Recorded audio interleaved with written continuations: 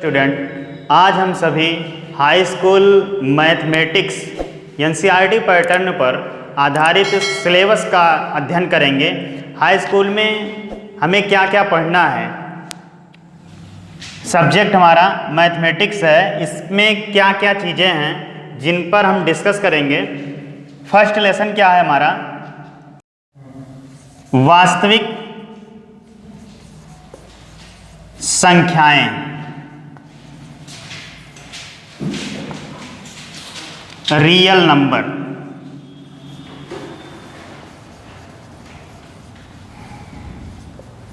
हम जानते हैं रियल नंबर, वास्तविक संख्याएं किसे कहते हैं। परिमेय और अपरिमेय संख्याएं क्या कहलाती हैं, रियल नंबर कहलाती हैं, वास्तविक संख्याएं कहलाती हैं। उनका अध्ययन हम लोग करेंगे। दूसरा, बहुपद, बहुपद पॉलिनॉमियल, पॉलिनॉमियल। बहुपद किसे कहते हैं, किसी भी व्यंजक में चर घात क्या होना चाहिए, धनात्मक पूर्णांक होना चाहिए। कोई भी बहुपद, कोई भी व्यंजक है ax² plus bx plus c, इसमें चर की घात क्या होनी चाहिए, धनात्मक पूर्णांक होना चाहिए। ना तो परिमेय संख्या हो, ना तो ऋणात्मक पूर्णांक हो, केवल धनात्मक पूर्णांक होना चाहिए। इसका अध्ययन करेंगे। थर्ड क्या है, दो चर वाले रैखिक समीकरण, रैखिक समीकरण, दो चर वाले रैखिक समीकरण। युग्म, a pair of linear equation of two variables, दो चर वाले रैखिक समीकरण युग्म। हमने क्लास 9th में एक चर का रैखिक समीकरण पढ़ा था, x² प्लस x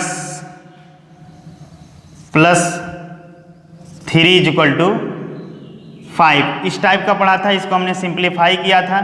लेकिन यहाँ पे क्या होगा, दो चर वाले रैखिक समीकरण, जैसे x प्लस y = 5 है। दो चर का, उसमें दो चर हो, x और y क्या हैं, चर राशियां हैं, और 5 क्या है हमारा, अचर राशि, कांस्टेंट नंबर है। और रैखिक का मतलब क्या होता है, चर राशियों की एक घात, जिसे हम क्या कहते हैं, रैखिक कहते हैं। अगर चर राशियों में एक घात का कोई समीकरण है तो उसे हम रैखिक समीकरण कहते हैं। फोर्थ हमारा क्या है, द्विघात समीकरण, द्विघात समीकरण, क्वाड्रेटिक इक्वेशन।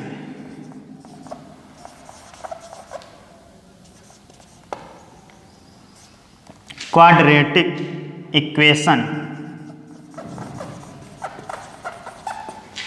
द्विघात समीकरण जिसमें चर की घात क्या हो, मैक्सिमम दो घात का हो। दो घात समीकरण का व्यापक समीकरण क्या होता है, ax² plus bx plus c = 0। इस टाइप के हम समीकरण का अध्ययन करेंगे। फिफ्थ हमारा क्या है, समांतर श्रेणी, समांतर श्रेणियां।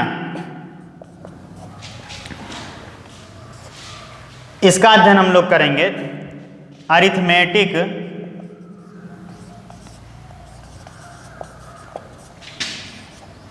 Arithmetics progression, arithmetic progression. इसमें कोई श्रेणी दी रहेगी जिसमें एक उचित संख्या के योग का क्रम दिया रहेगा। जैसे कोई श्रेणी दी गई है 1 + 3 + 5 + 7, इसके आगे वाली संख्या में, इसके आगे वाली संख्या प्राप्त करने के लिए पहले वाली संख्या में अगर हम 2 ऐड कर लें, जैसे 1 में हम क्या करें 2 ऐड कर देंगे 3 मिल जाएगा, 3 में 2 ऐड कर दें 5 मिल जाएगा।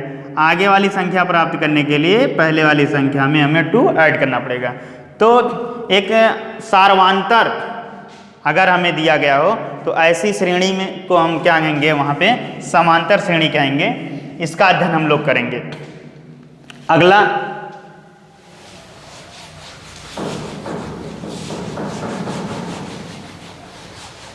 त्रिभुज, ट्रायंगल। त्रिभुज के बारे में अध्ययन करेंगे हम लोग। 6 क्या है हमारा, त्रिभुज है, ट्रायंगल। त्रिभुज हम जानते हैं 3 सरल आकृतियों से, 3 सरल रेखाओं से घिरी हुई आकृति क्या कहलाती है, त्रिभुज कहलाती है। इसमें 3 शीर्ष होते हैं, 3 कोण होते हैं, 3 भुजाएं होती हैं। तो इनका अध्ययन करेंगे हम लोग। त्रिभुज हम जानते हैं 6 प्रकार के होते हैं, तो 3 भुजा के आधार पे, 3 कोणों के आधार पे इसका अध्ययन करेंगे। 7वां निर्देशांक ज्यामिति, निर्देशांक ज्यामिति।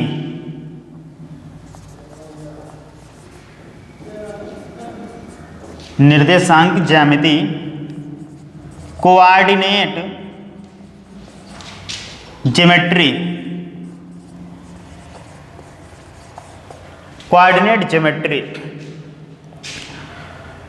इसमें हम कोई भी पॉइंट स्थित है इस स्पेस में, इस प्लेन में, XY प्लेन में स्थित है, तो इसका कोऑर्डिनेट क्या होगा, तो इसका अध्ययन हम लोग करेंगे। 2 बिंदुओं के बीच की दूरी क्या होगी, 3 बिंदुओं को हम संरेख कैसे दिखाएंगे, इन सब चीज़ों का अध्ययन हम लोग करेंगे। 8वां क्या है, त्रिकोणमिति। त्रिकोणमिति का परिचय।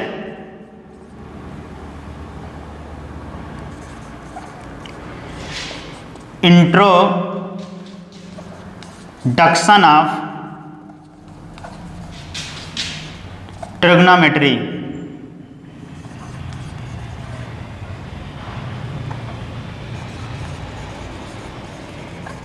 ट्रिग्नोमेट्री, हम त्रिकोणमिति के परिचय, त्रिकोणमिति क्या होती है, इसमें कितने अनुपात होते हैं, त्रिकोणमिति का उपयोग कहाँ होता है, इनके बारे में हम लोग चर्चा करेंगे। 9वां क्या है हमारा, त्रिकोणमिति के अनुप्रयोग, एप्लीकेशन ऑफ ट्रिग्नोमेट्री।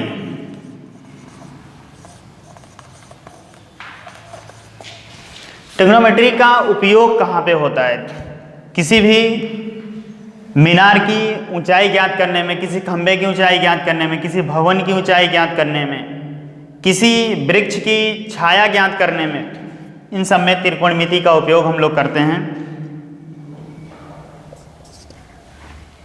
10वां क्या है, वृत्त, सर्कल। सर्कल पढ़ेंगे, वृत्त पढ़ेंगे। 11वां रचनाएं,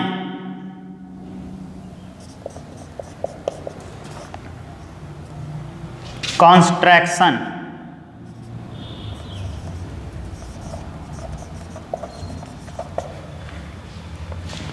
रचना हम कैसे करते हैं, किसी भी वृत्त की रचना हम कैसे करेंगे, किसी भी वृत्त की का केंद्र दिया गया हो तो वृत्त की रचना करेंगे, किसी भी वृत्त का केंद्र ना दिया गया हो तब वृत्त की कैसे हम रचना करेंगे, इन सब बातों पे हम चर्चा करेंगे। 12वां वृत्तों से संबंधित क्षेत्रफल,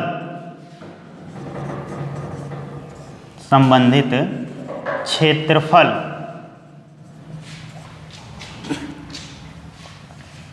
एरिया रिलेटेड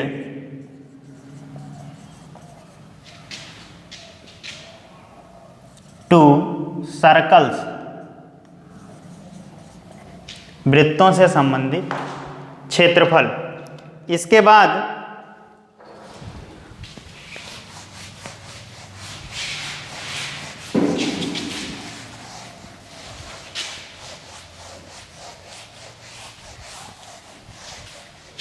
पृष्ठीय क्षेत्रफल, 13वां लेसन क्या हमारा होगा, पृष्ठीय क्षेत्रफल एवं आयतन, सरफेस एरिया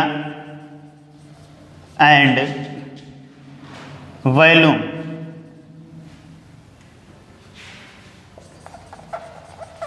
वॉल्यूम्स। और फोर्थ लेसन क्या होगा, 14 लेसन सांख्यिकी,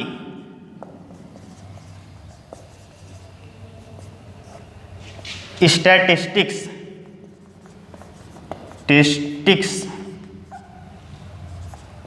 स्टैटिस्टिक्स के बारे में हम लोग अध्ययन करेंगे।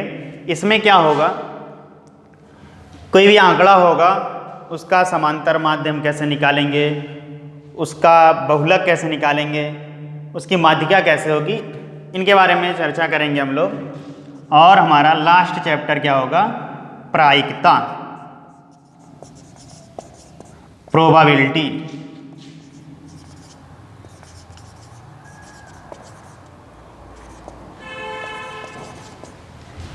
प्रोबेबिलिटी हम लोगों ने क्लास 9 में भी पढ़ा है, 10th में भी पढ़ेंगे, थोड़ा इससे विस्तृत होगा इसमें। प्रायिकता, कोई भी एक सिक्का है, उसको उछालने पर किसी एक बार हेड आने की प्रायिकता क्या होगी, टेल आने की प्रायिकता क्या होगी। कोई पासा फेंका जा रहा है तो उस पर कोई भी एक गिनती आने की प्रायिकता क्या होगी, सम संख्याएं आने की प्रायिकता क्या होगी, इन सब चीज़ों के बारे में हम लोग अध्ययन करेंगे। संभावना व्यक्त करना, प्रायिकता में संभावना व्यक्त करते हैं।